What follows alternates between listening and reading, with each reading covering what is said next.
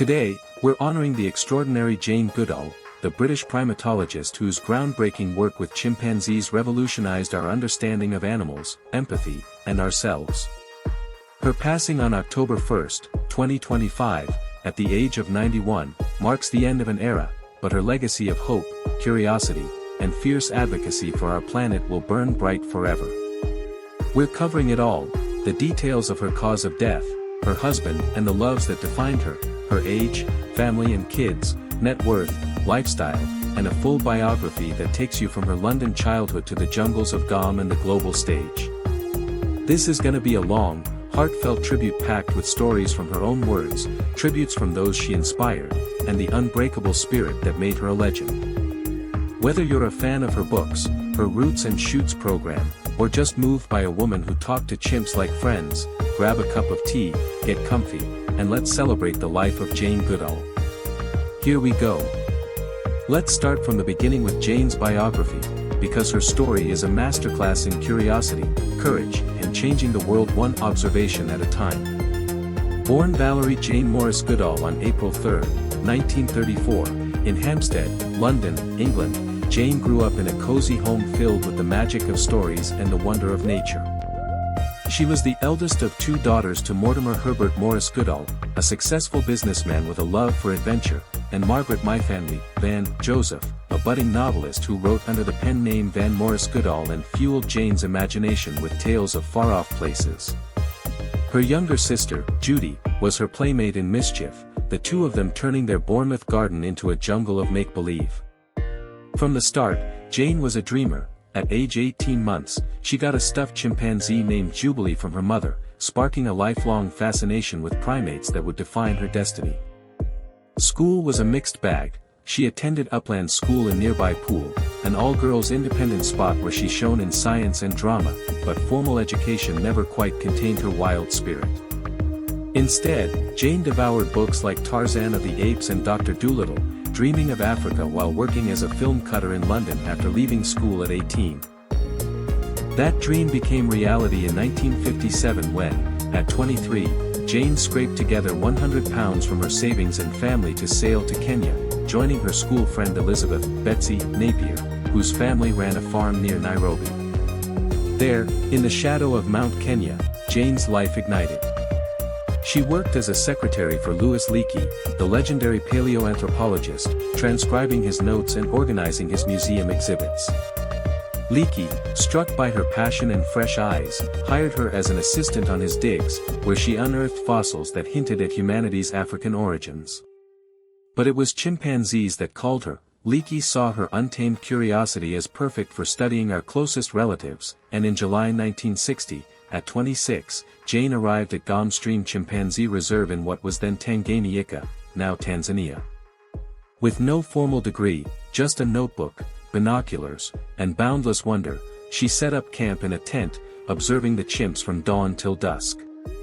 What she discovered blew the doors off science. Chimps used tools, like twigs to fish for termites, they hunted meat and waged wars, they had personalities, joys, and griefs that mirrored our own. Jane named them, David Greybeard, Fifi, Flint, breaking the rule of anonymity and humanizing them in a way that shifted paradigms. Her reports to Leakey became National Geographic articles, and by 1963, she was a global sensation, her work proving animals weren't just instinct, they had culture, emotions, and souls. Jane's career exploded from there. She earned her PhD in ethology from Cambridge University in 1965 without a bachelor's, a first, with her thesis on behavior of free-living chimpanzees.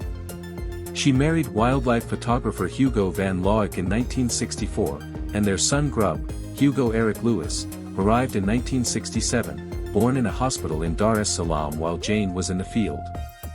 Hugo filmed her work, turning Miss Goodall and the Wild Chimpanzees, 1965, into a TV hit that brought Gombe to living rooms. But Jane's heart was with the chimps, and in 1977, she founded the Jane Goodall Institute to protect them and their habitats, launching Roots and Shoots in 1991 to empower youth worldwide. Today, it's in 160 countries, with 1 million members. As a UN Messenger of Peace since 2002, she traveled 300 days a year into her 90s, speaking at TED, the UN, and schools. Her message simple: only if we understand, will we care. Only if we care, will we help.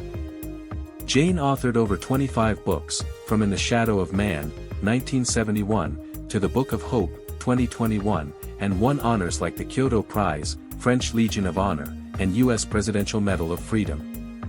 In 2025, at 91, she was still touring, her last talk in Los Angeles on October 1 about hope amid climate crisis. Fans on X are sharing clips, saying, "Jane's voice was our planet's conscience, 91 years of pure light." Now, the part that's got us all reflecting on life's fragility, Jane Goodall's cause of death. Jane passed away peacefully on October 1, 2025, at the age of 91, while on a speaking tour in Los Angeles, California. The Jane Goodall Institute confirmed she died of natural causes, slipping away in her sleep after a lifetime of tireless advocacy. No sudden illness or accident, just the quiet close to a century of wonder and work. Her final days were full of purpose. She just wrapped a talk on youth empowerment, sharing stories of chimps and hope with a packed hall. The Institute's statement read, "Dr. Goodall's discoveries as an ethologist revolutionized science, and she was a tireless advocate for the protection and restoration of our natural world." Tributes flooded in. Prince Harry called her a profound inspiration, and the UN said she worked tirelessly for our planet and all its inhabitants. X lit up with love. Posts like, "Jane at 91 went out on her terms, a life of legacy, not loss."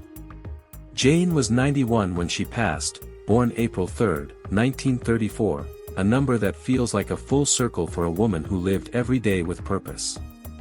At 5 feet 5 inches with that timeless grace, silver hair in a practical bob, and eyes that sparkled with mischief even in her 90s, Jane was the picture of quiet power. She stayed active till the end, walking Gombe trails at 85 and lecturing at 90, her voice as steady as her convictions. Fans on X remembered, 91 years of curiosity, Jane redefined what it means to live fully. Husband. Jane's love life was a tapestry of passion and independence, marked by 2 marriages that reflected her adventurous spirit. Her first was to Baron Hugo Eric Louis van Loeck, a Dutch photographer and filmmaker 10 years her senior, whom she met in 1962 when National Geographic sent him to Gombe to document her work. Hugo, with his rugged charm and camera always at the ready, captured Jane's early discoveries, the tool-using chimps, the tender mother-son bonds, and their 1964 wedding in Chelsea Old Church was a whirlwind of love and wild tents in Tanzania. They had one son, Hugo Eric Louis Grub van Loeck, born in 1967, but the marriage strained under Jane's field demands and Hugo's frustrations with Gombe life. They divorced in 1974 after 10 years, remaining friends and co-parents. Hugo continued filming wildlife, and Jane praised him as the father of my child and my greatest collaborator. Her second marriage was to Derek Bryson, a Tanzanian politician and director of medical services, whom she met in 1971 through her Gombe work. Derek, 10 years older, was a quiet strength, supporting her research while fighting for Tanzania's health system. They married in 1973 in a simple ceremony, but Derek's cancer diagnosis in 1979 cut it short. He passed in 1980 at 55, leaving Jane widowed and heartbroken. She never remarried, once telling an interviewer, "I had lots of men friends, many. I had lots of women friends too. My life was complete. I didn't need a husband." Jane's loves were her work and her son, a choice that let her roam free. Fans on X said, Jane's hearts were with the chimps and grub, love on her terms. Family. Jane's family was her quiet anchor, a small but mighty circle that fueled her fire. She had one child, son Hugo Eric Louis Grub van Loeck, born March 4, 1967, in Dar es Salaam, Tanzania, to her and Hugo. Grub grew up in the wilds of Gombe, playing with chimps and filming with his dad, but Jane sent him to England for school at 8 to be near her mother Van in Bournemouth, a tough call, but one she said was for his stability. Now 58 in 2025, Grub lives in Tanzania with his wife Maria and their 3 kids, daughters Angel and Merlin, and son Nick, running a photography business and staying connected to Jane's Institute. Jane doted on her grandchildren, calling them "my greatest joy," and they visited Gombe for family safaris. Her sister Judy Goodall, a decade younger, was her lifelong confidant, sharing childhood adventures and later joining Roots and Shoots efforts. Jane's parents, Mortimer and Van, were her foundation. Mortimer's business sense funded early trips, and Van's courage, she moved to Gombe at 66 to chaperone Jane, inspired her boldness. Jane had no other kids and kept her circle small, prioritizing her chimp family in Gombe. After her death, Grub shared, "Mom taught us to hope, her love was wild and wide." Fans on X poured love, posting, "Jane's family was her forest, Grub and the grandkids carry her roots." Kids. Jane had 1 son, Hugo, Grub, Van Loic, and 3 grandchildren, Angel, Merlin, and Nick, who were her late-life delight. Grub, 58, is a filmmaker and photographer in Tanzania, married to Maria, and their kids grew up hearing Jane's chimp tales around campfires. Angel, in her 20s, works with Roots and Shoots, Merlin's a budding artist, and Nick studying environmental science. Jane spoiled them with Gombe visits, teaching them to track chimps and dream big. No other children, and Jane once said, "My family is my son and the young people I mentor, that's enough legacy." Fans on X said, "Jane's kids were her hope, Grub and the grandbabies glow with her spirit." Net worth. At the time of her passing, Jane Goodall's net worth was estimated at $5 million, a modest sum for a woman whose true riches were in impact and influence. Her wealth came from books like In the Shadow of Man, over 1 million copies sold, and Reason for Hope, plus speaking fees of $50,000 to $100,000 per event. She did 300 a year in her 80s. The Jane Goodall Institute, founded in 1977, generates millions annually from donations and programs, but Jane took no salary, donating her earnings back. National Geographic royalties from her articles and films like Jane, 2017, added up, and awards like the Kyoto Prize, $670,000 in 1990, went to conservation. Real estate was simple, a Bournemouth cottage from her mom and a Tanzanian home base. No yachts or jets, Jane flew economy and lived humbly. Fans on X reflected, Jane's $5 million was for the chimps, her wealth was the wild. Lifestyle.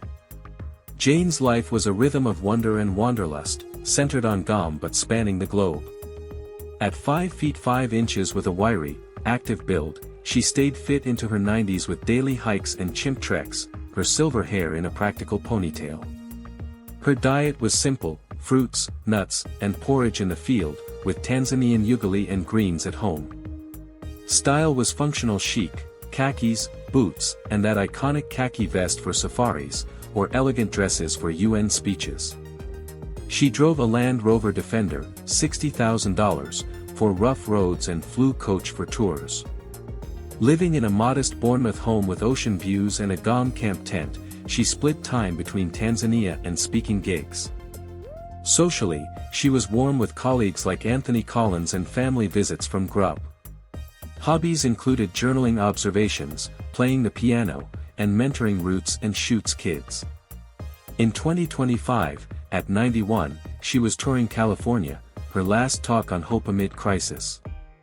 Fans on X said, Jane's lifestyle was pure curiosity, 91 years of living wild. Wrapping this up, Jane Goodall, 91, passed peacefully on October 1, 2025, from natural causes. Married first to Hugo Van Loic, son Grub, and then Derek Bryce son, she had 3 grandchildren and a $5 million net worth dedicated to conservation. Her biography, From London Dreamer to Gombe Pioneer, is timeless. What's your favorite Jane moment, a chimp hug or her UN speech? Drop it in the comments, like to honor her hope, and share with nature lovers. Want more on conservation heroes? Let me know. Thanks for watching, keep hoping, and I'll catch you in the next one. Peace.